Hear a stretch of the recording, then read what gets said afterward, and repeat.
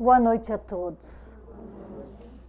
Possamos permanecer envolvidos nessas vibrações de paz, de harmonia, e assim termos mais uma noite na busca do aprendizado. A missão de Jesus em nós. Nós vamos deixar uma pergunta. Depois de 2000 e alguns anos que Jesus esteve em nós, esteve entre nós, como nós estamos nos relacionando com os seus ensinamentos? Como a nossa vida está situada dentro desta doutrina que ele trouxe? Jesus. Se nós formos buscar referências, nós encontramos referências sobre Jesus nos evangelhos, de Mateus, de João, de Marcos e de Lucas. Mateus, Marcos e João conviveram com Jesus. Relataram para que ficasse para a posteridade os ensinamentos do Cristo, porque Jesus mesmo nada escreveu. Lucas colheu as informações com Mateus, com João e com Maria, mãe de Jesus. E se nós formos buscar referências bibliográficas fora dos evangelhos, nós vamos encontrar muito pouco sobre esse ser chamado Jesus. Um escritor de nome Flávio Joséfo, nascido em Jerusalém, por volta do ano 37 depois de Cristo, ele transferiu-se para Roma e escreveu 2 obras. Então nós vamos ver uma citação nesta primeira obra dele, por volta do ano 62, quando Tiago, que foi um dos apóstolos de Jesus, que foi lapidado. Então Flávio Joséfo, ele coloca Tiago, o irmão de Jesus, chamado Cristo, foi lapidado hoje. Já numa outra obra deste mesmo autor, essa obra chamada Antiguidade Judaica, ele escreve o seguinte a respeito de Jesus. Nesta época viveu Jesus, um homem excepcional, porque realizava coisas prodigiosas.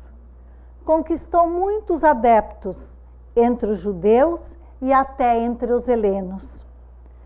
Quando, por denúncia dos notáveis, Pilatos o condenou à cruz, os que lhe tinham dado afeição não deixaram de o amar, porque ele apareceu-lhes no 3º dia, de novo vivo, como os divinos profetas o haviam declarado.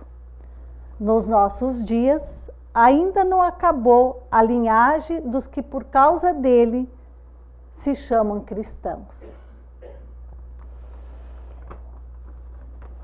Depois outros ainda tentaram investigar se encontravam mais informações a respeito deste ser. Mas a partir do momento, mesmo no Velho Testamento, onde há várias citações da vinda de Jesus, depois dos evangelhos, com o advento do Espiritismo, nós vamos encontrar um manancial de obras que nos falam deste ser. Emmanuel, que viveu na época de Jesus e que teve um breve encontro com Jesus, que na época ele não era Emmanuel, lógico, porque ele estava numa outra encarnação, ele era o senador Públio Lentulus, aonde ele procura Jesus na busca da cura da filha, que estava com lepra e estava prestes a desencarnar, por insistência da sua esposa. Então ele vai até Jesus e ele tem um encontro memorável com o Cristo, aonde Jesus sugere a ele que abra mão do seu título de senador romano, ou seja, abrir mão daquele orgulho, daquela vaidade que havia neste Senhor. E há uma obra onde diz, 1 minuto com Jesus, ele abaixa os olhos e volta as costas e segue a sua vida. Várias reencarnações sucederam-se e ele começa a trabalhar em favor de Jesus.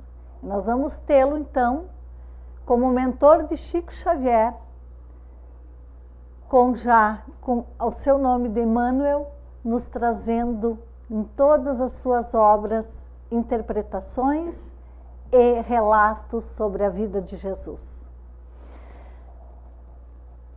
Na obra Paulo e Estevão, quando ele relata a conversão de Paulo, e aonde ele descreve aquele ser iluminado, já na primeira obra, antes de Paulo e Estevão, que nós temos então há 2000 anos, que é esse encontro com Jesus.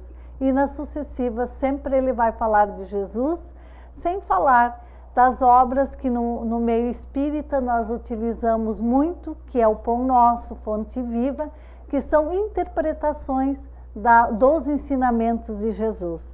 Então, Emmanuel, daquele 1 minuto que ele não segue Jesus, ele transforma depois a vida dele dedicada exclusivamente a serviço do Cristo. Voltamos à nossa tarefinha da noite, né? Então, o legado que Jesus veio trazer para a humanidade, como eu falei antes, ele nada escreveu. O que nos trouxeram foram sempre após a sua morte, né? E chegou até os dias de hoje com algumas deturpações.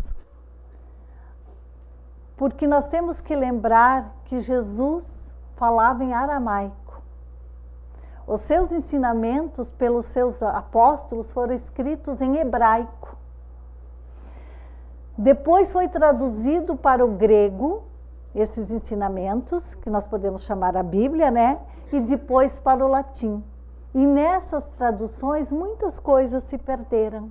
Muito foi mal interpretado. Mas de todos esses ensinamentos, mesmo que possa ter sido perdido-se no tempo, mas que depois, com a vinda do Consolador, que é a doutrina espírita, vem a trazer à luz esses ensinamentos como Jesus os trouxe, mesmo assim, eles estão sintetizados no amar a Deus sobre todas as coisas e ao próximo como a si mesmo. A missão de Jesus foi de transmitir à humanidade o pensamento de Deus. Vamos parar para pensar um pouquinho. Jesus teve como missão transmitir o pensamento de Deus. Nós, hoje aqui, não conseguimos nem entender o que é Deus. Se eu fosse perguntar, eu ouviria várias definições aqui sobre Deus, né? E Jesus traz o pensamento de Deus para nós. E somente essa doutrina, a doutrina que Jesus trouxe em toda a sua expressão, em toda a sua pureza, ela pode exprimir este pensamento de Deus.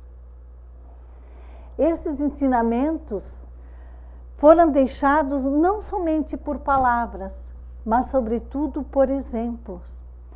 Todo ensinamento que Jesus, na convivência com os seus discípulos e com o povo que o seguia, em cada ensinamento ele dava um exemplo. E se nós formos lembrar no Evangelho, nós vamos encontrar todas as citações, sempre Jesus atuando, dando o exemplo. No Livro dos Espíritos, na questão 625,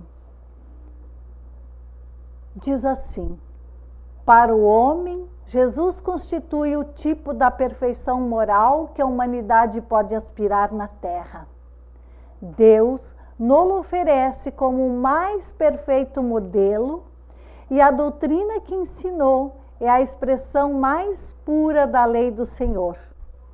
Porque sendo ele o mais puro de quantos têm aparecido na terra, o Espírito Divino o animava.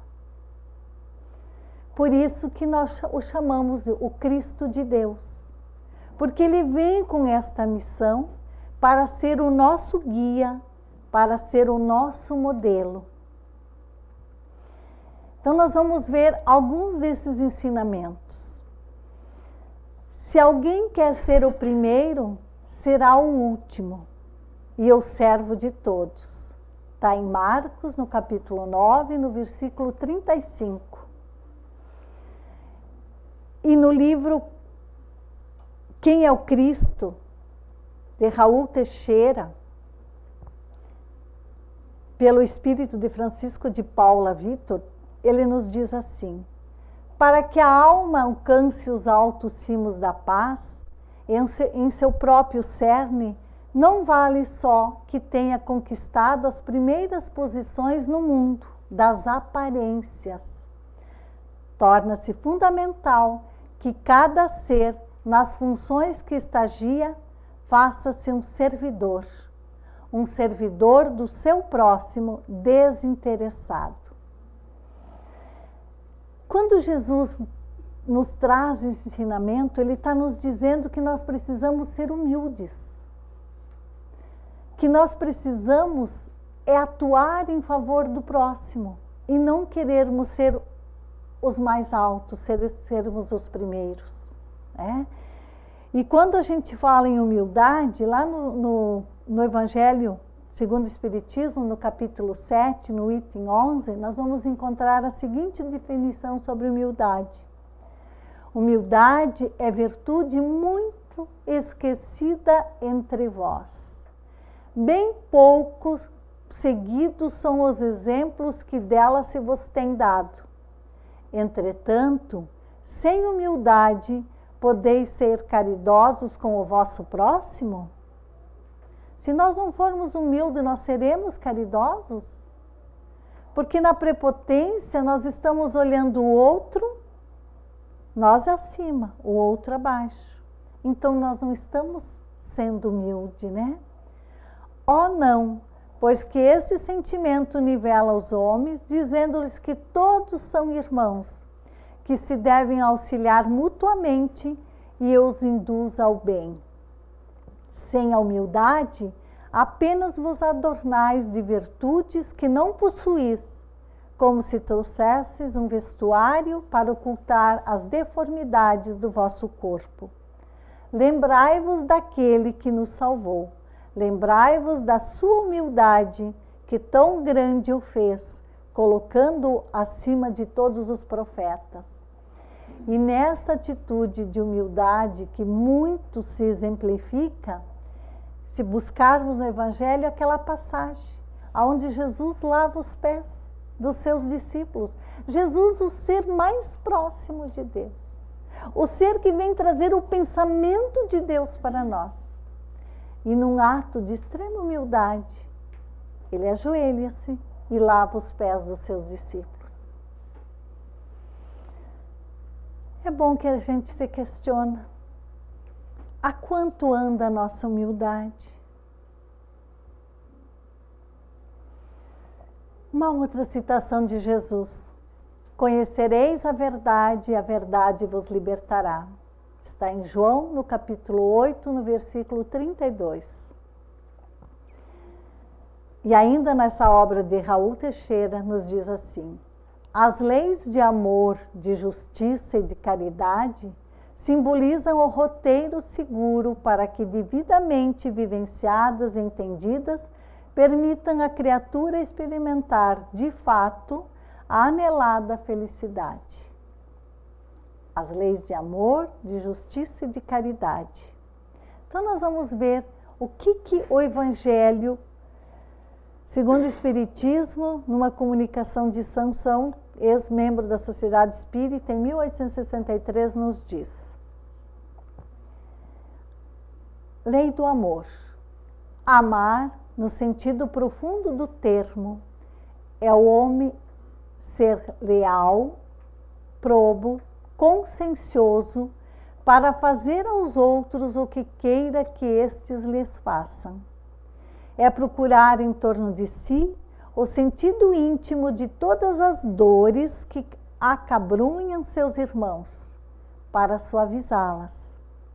É considerar como sua grande família humana, porque essa família todos a encontrareis dentro de certo período, em mundos mais adiantados, e os espíritos que a compõem são como vós, filhos de Deus, destinados a se elevarem ao infinito. Vamos nos perguntar, nós já conseguimos olhar o nosso irmão como nosso irmão realmente? Ou ainda nós temos divisões, nosso irmão é os consanguíneos? Os outros são os outros. Aqui ele nos diz que a lei do amor é buscar suavizar as dores do nosso irmão, as dores da humanidade. Pensamos nisso. E lei de amor e justiça de Deus, ainda dentro daquela citação, disse o Cristo: queira cada um para os outros o que quereria para si mesmo.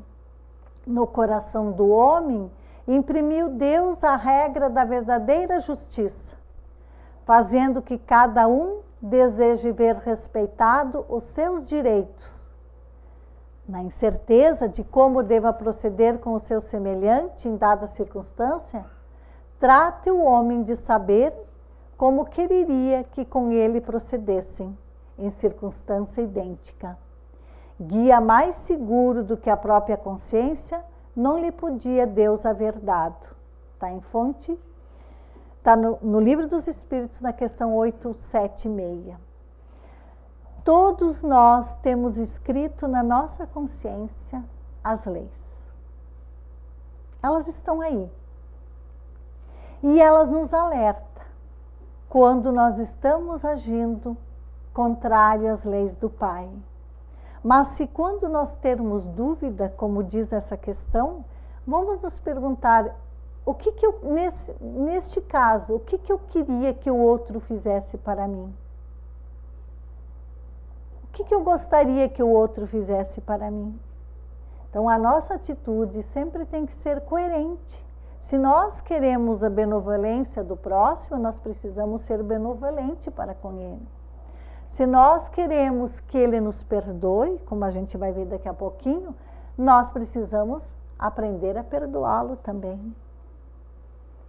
Então, quando Jesus vem nos falar de amor, de justiça e de Deus, lembrando que essas leis estão contidas na nossa consciência e à medida que nós fomos reencarnando, elas ficaram mais nítidas a compreensão das mesmas para nós.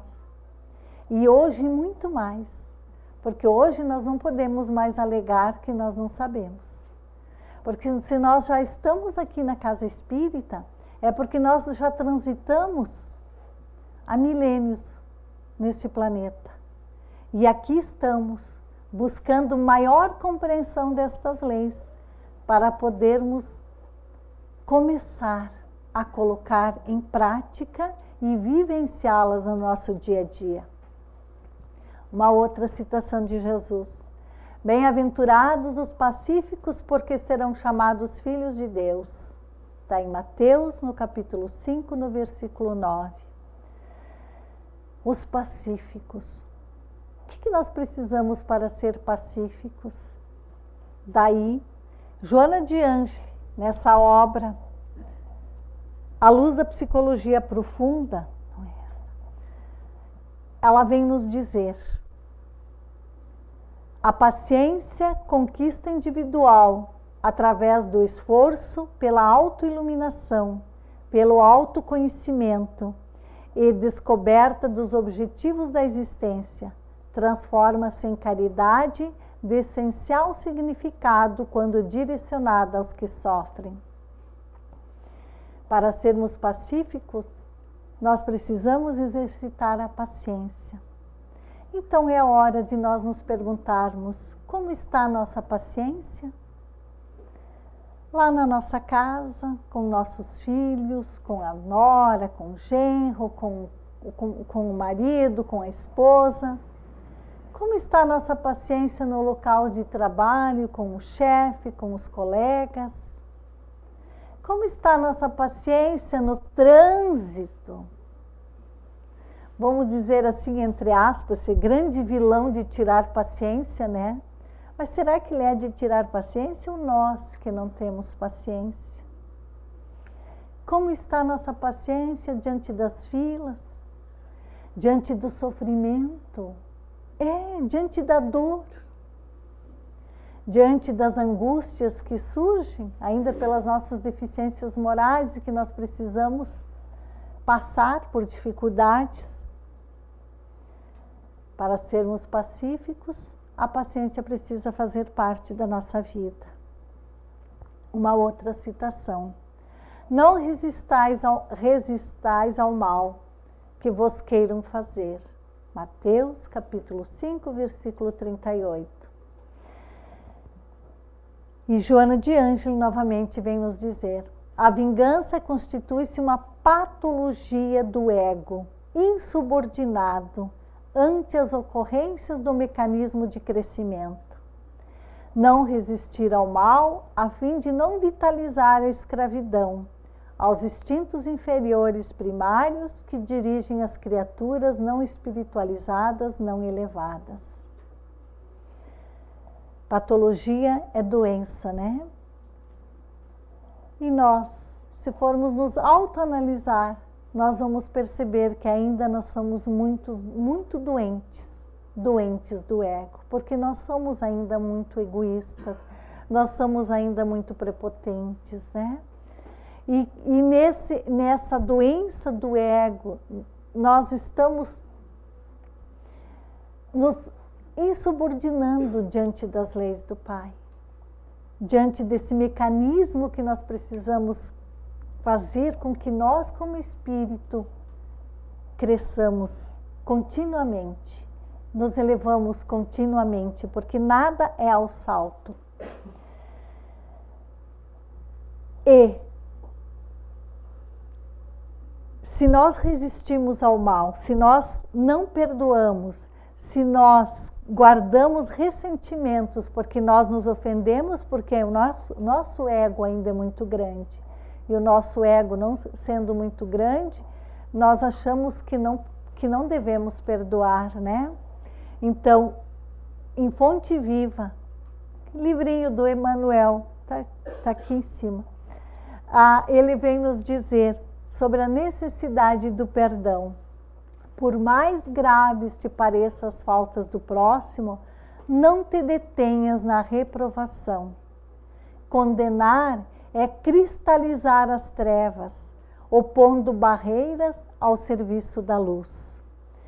Usa, pois, a bondade e desculpa incessantemente. Ensina-nos a boa nova, que o amor cobre a multidão dos pecados. Quem perdoa, esquecendo o mal e avivando o bem, recebe do Pai Celestial, na simpatia e na cooperação do próximo, o alvará da libertação de si mesmo, habilitando-se a sublimes renovações. Quando eu decido perdoar, eu estou me libertando. Eu estou deixando para trás tudo aquilo que me aprisiona. E eu estou engrandecendo-me diante do Pai, buscando, através dessa busca incessante de renovação. Porque enquanto carregamos mágoa, ressentimento, nós estamos estacionados. E ainda em relação ao perdão, amar o próximo. Se o amor do próximo constitui o princípio da caridade, amar os inimigos é a mais sublime aplicação desse princípio, porquanto A posse de tal virtude representa uma das maiores vitórias alcançadas contra o egoísmo e o orgulho. Evangelho segundo o Espiritismo, capítulo 12, item 3. Aqui ele deixa muito claro, né? Porque no momento que eu não consigo perdoar, que eu não consigo esquecer o mal que o outro me fez, mas aquele mal, que pode não ser um mal, mas devido ao meu grau ainda de egoísmo e do meu orgulho, é que eu levei para o lado do mal. Então, amar os inimigos, se nós não conseguirmos, nós precisamos compreender que nós precisamos exercitar o perdão com todos. Não só dentro de casa, não só com os amigos, mas também com os inimigos, como Jesus nos ensinou. Uma outra citação: dai gratuitamente o que gratuitamente haveis recebido. Mateus capítulo 5, versículo 8. Jamais a mediunidade poderá transformar-se em profissão sobre qualquer pretexto. Quem realmente se dedica ao bem e o faz com gratuidade, experimenta incomparável júbilo que se expressa mediante a felicidade de poder doar, ao invés de receber, ajudar antes de ser beneficiado. Aqui ele vem nos falar dessa ferramenta chamada mediunidade que nós, muitos de nós, pela bênção de Deus, reencarnamos com ela. Mas não para o nosso benefício, e sim para auxílio do nosso próximo. No momento que nós cobrarmos pela utilização dessa mediunidade, nós estaremos violando as leis de Deus. Então, quem nasceu, quem reencarnou com essa faculdade, jamais transforme a mediunidade em profissão, como diz Joana de Ângeli, através de Divaldo. Uma outra citação: eu sou o caminho, a verdade e a vida. Está em João, capítulo 14, versículo 6. O que Jesus veio ensinar, o que ele veio ensinar, converte-se em resposta para as incontáveis indagações da alma humana. Jesus nos trouxe as respostas que nós precisávamos para entender nós, como espíritos reencarnados, passando por provações ou por expiações. Nós, como espíritos reencarnados num processo de educação, e que quando estivéssemos em sofrimento, também o buscássemos, como nós vamos ver agora. O reino de Deus, o reino divino, ele não será concretizado na Terra através de atitudes extremistas. O próprio Mestre asseverou-nos que a sublime realização está no meio de nós. A edificação do reino divino é obra de aprimoramento de ordem, esforço e aplicação aos desígnios do Mestre, com bases no trabalho metódico, na harmonia necessária. Não te prendas excessivamente às dificuldades do dia de ontem, nem te inquietes demasiado pelos prováveis obstáculos de amanhã. Vive e haja bem no dia de hoje, equilibra-te e vencerás. O reino que nós queremos, um reino de felicidade, um reino completo de harmonia, não é aqui. Ainda não é aqui. Ele não será concretizado na Terra enquanto nós não demandarmos esforço, enquanto nós não efetuarmos a nossa reforma interior, enquanto nós, num processo de reeducação, não alcançarmos a concretização das leis no nosso dia a dia. A mensagem, a sua mensagem, a mensagem de Jesus como enviado de Deus, pararia os séculos para beneficiar a toda a humanidade. Ao contrário dos valores utilizados pelos homens, Sua força extraordinária é constituída pelo amor, pela bondade, pela humildade, pela paciência, pela tolerância, pela fé absoluta no poder supremo. Temos ou não temos fé em Deus? Como está a nossa fé?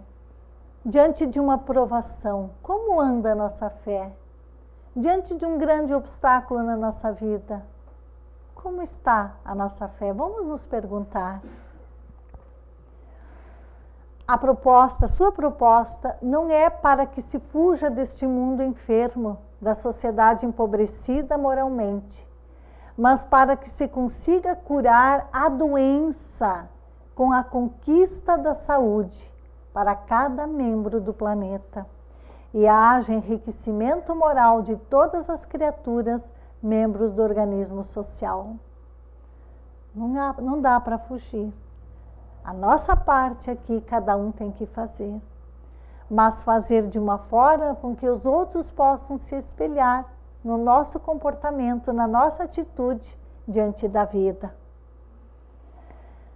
E quando a dor bater forte na nossa porta, quando aquela fé balançar, quando a gente pensa que Deus não está mais auxiliando, quando a gente pensa que fomos esquecidos pela espiritualidade amiga, vamos lembrar da oração, que Jesus também nos ensinou a orar. Porque o valor da oração, quando a dor se apresenta sob qualquer forma, a oração é o veículo mais eficaz para suportá-la e superá-la. Ademais, ela cria um campo de paz no qual a alma se fortalece e se inspira, melhor identificando os recursos próprios para fomentar a alegria e o bem-estar. E quantas vezes nós, naqueles momentos de angústia, naqueles momentos onde parece que tudo está dando errado, ao invés de buscar na oração a força, a coragem para suportar aqueles momentos, nós escolhemos o outro caminho, que é o de reclamar, de nos acharmos injustiçados perante as leis, perante a situação que se apresenta. Esquecendo que nós temos uma chave nas nossas mãos, que é a oração. Fazer uso da oração, mas não só nos momentos de angústia, não só nos momentos de aflição. Jesus tem uma passagem, né, que quando ele diz que quando estejamos em aflição, que batêssemos a sua porta, que ela se abrir-se-á. Não vamos bater a porta de Jesus somente no momento de aflição. Vamos lembrar da oração também nos momentos bons, nos momentos alegres, ao olhar pela natureza, ao ter um momento feliz com os nossos familiares, com os nossos amigos. Lembramos também de utilizar a oração. Mas também não adianta utilizar a oração para buscar bens materiais. Não é para isso. Vamos buscar a força na oração para conseguirmos vencer as nossas dificuldades ainda de entendimento. Buscar na oração a força para suportar a prova que estamos vivenciando ou a expiação. E lembrando que ninguém sobre a terra tem um fardo maior que se possa carregar, como afirmou Jesus. Diante de todas as nossas reencarnações passadas, muito nós violamos as leis, muitos desatinos nós cometemos.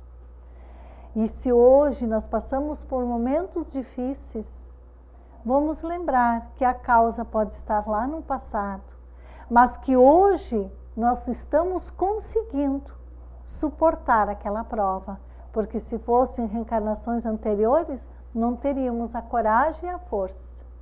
Mas se hoje estando aqui para isto, é porque temos condições sim, temos maturidade suficiente para carregar a nossa cruz, né?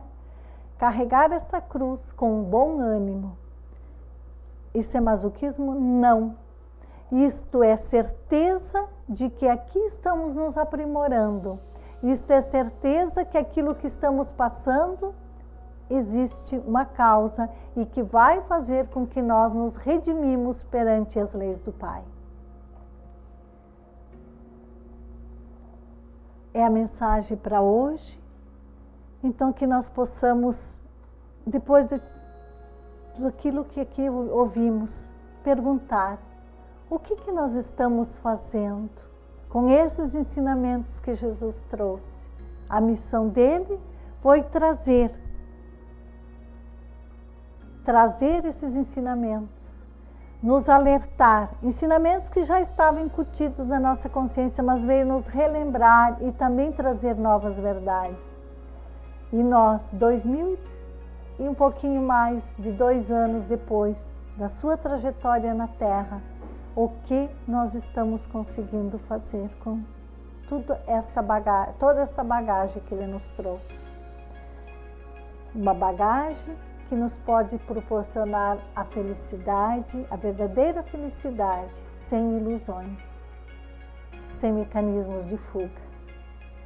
Jesus é o nosso modelo, o nosso guia. Se ele é o modelo e guia, a ele nós temos que servir. Muito obrigada pela paciência de me ouvir e que todos possamos ter uma noite de paz, de harmonia e de reflexão sobre a nossa vida e os ensinamentos de Jesus.